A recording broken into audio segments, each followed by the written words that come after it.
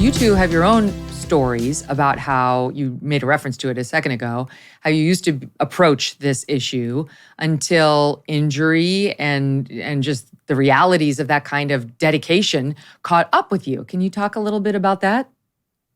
Yeah, so for me specifically, I almost had back surgery, and it started my journey and ended up the big part of the story of why I founded mindbodygreen.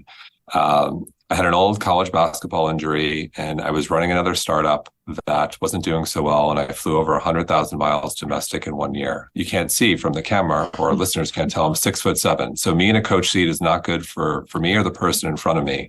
Wow. And it turns out that the basketball injury combined with stress and flying, I had 2 extruded discs to my lower back, pressing on my sciatic nerve, the classic L4, L5, S1. I couldn't walk. My right leg was like a lightning rod. Excruciating, and walking brings me tremendous joy. Went to a back doctor, a surgeon, and he said, you need surgery. No surprise. I have nothing against back surgery, but I believe in lifestyle modification first. And the success rates with back surgery aren't good. So I sought a second opinion. That doctor said the same thing. He said, you need back surgery. And it was almost like an afterthought. He said, you know what? Maybe some yoga or therapy could help. Colleen and I were dating at the time. She had a yoga practice. So I said, all right, I'll try it. And a little bit of yoga, 5 to 10 minutes in the morning and evening, I started to feel better. And over the course of 6 months, I completely healed.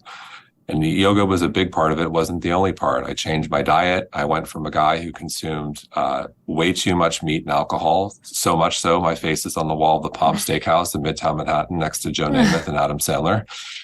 Still ate meat, but not as much. Make sure it's grass-fed. Probably more about the martinis back then. But started to evolve diet, started to look at stress, sleep, the environment, all the toxins, forever chemicals are in the news, unfortunately, again, with the tap water. It's really unfortunate. It's like 80% of our tap water has forever chemicals in it. Keep going. Yeah, terrible. Half the tap water in America.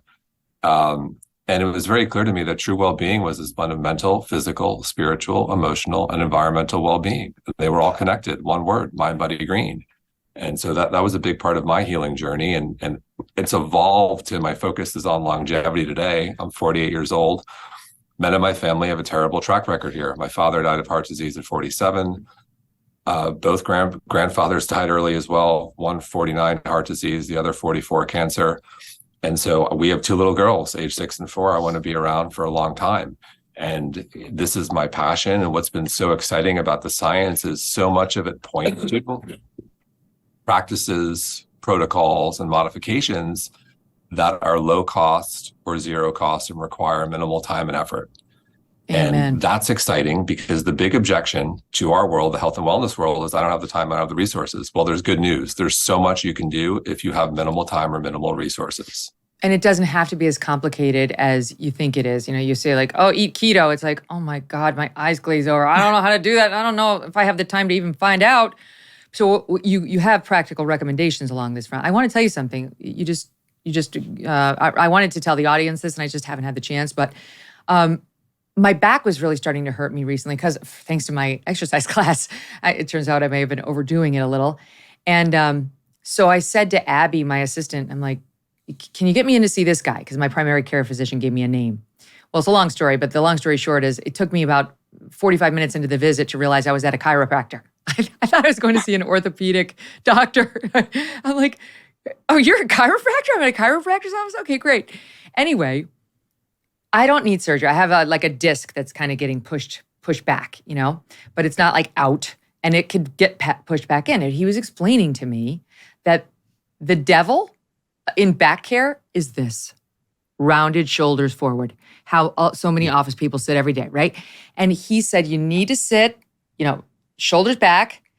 It's basically like, I mean, forgive me, but my son gave me this model. He said he thinks of it sometimes. It's almost like you picture lasers coming out of your breasts or your chest if you're a man. Yep. Like, you know, you're kind of, but it helps. Shoulders back, lasers out. And he said, if you can walk around like that for 90% of your day, your back is going to get better. You're not going to need surgery. I can give you some exercise to do as well. And I said, well, it really hurts the muscles in my upper back when I do that for too long. And he's like, yep, it's going to hurt for like a month. And then it's not going to hurt anymore. And oh my God, he was right.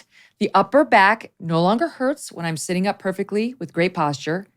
And the lower back is getting better. No surgery, no interventions, just an honest guy who was like, stop rounding your back so much. He even said, just final pro tip, I'm like, what about reading in bed? Because I'm all rounded. He said, my wife, not him, but he said, my wife is so vigilant about this. She gets a music stand and she sits on a little couch in their bedroom and she reads off the music stand. So determined is she not to have the rounded back, not to mention the quadruple chin we all get from looking down all the time. I thought these are great tips. I want to share these, but it's right up your alley. I will forever remember the lasers analogy. It works. Who knew? And even like you go down to like tie your shoe, or here at the beach, I've been playing pickle. Can you hear me? So I think I unplugged. Here at the beach, I've been playing pickle, and I screwed up my microphone. I screwed up something. Anyway, and there, I just go straight down. I look like if I had back surgery, but I go straight down to pick up the ball. Anyway, it's making a big difference. Let's get back to the exercise plan. Go ahead. I think you're making a great point. You're outlining integration. I think we're almost brainwashed. The industry has brainwashed into believing we need to add into our existing day-to-day, when the reality is we can integrate these practices into our life. So whether that's taking a walking call, whether that is doing some push-ups and sit-ups when you've got 10 minutes, it is possible to take these little micro moments. They add up during the day. You don't have to do much, whether it's taking the stairs. We have a personal rule, less than 5 flights, we take the stairs. There's a lot of talk about zone 2 training, about the cardiovascular benefits. You don't have to go out and do a fancy VO2 max test. Your audience is probably like, what the hell is that?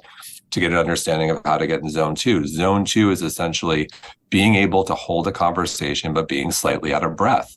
You can do that on the stairs. You can do that with a fast-paced walk. The benefits are unbelievable, and you can figure out how to integrate that into your existing day. I will tell you on my fast walk that I like, I'll walk 3 blocks and then I'll do like a light jog for 3 blocks and then I'll walk 3 blocks. And at first I was kind of ashamed to go from the run, not a run, but a jog back into the walk. You don't want people to see you. You feel like you're a quitter. Now I wear it loud and proud. I'm like, this is my interval training. This makes this whole thing possible for me because I could never go for just a straight jog. I just don't have the knees or the back for it. And I'm really enjoying that. So it's bit by bit, I'm learning some of this stuff. Look, you did the tough thing during COVID. You paid your people and pulled your business through the pandemic. And now doing the tough thing could qualify you for up to $26,000 per employee at covidtaxrelief.org. Government funds are available to reward companies with 2 or more employees who stayed open during COVID. This is not a loan, and you don't have to pay it back. The program's complicated, but no one knows more about it than the CPAs and tax experts at covidtaxrelief.org. You pay nothing up front. They do all the work and share a percentage of the cash they get you. Businesses of all types, including nonprofits and churches, can qualify, including those who took PPP loans, even if you had increases in sales. You did the tough thing for your employees during COVID. Now let covidtaxrelief.org help get you up to $26,000 per employee. Visit covidtaxrelief.org. That's covidtaxrelief.org, covidtaxrelief.org. Hey, thanks so much for watching. If you like what you just saw, hit the subscribe button for more clips and full episodes.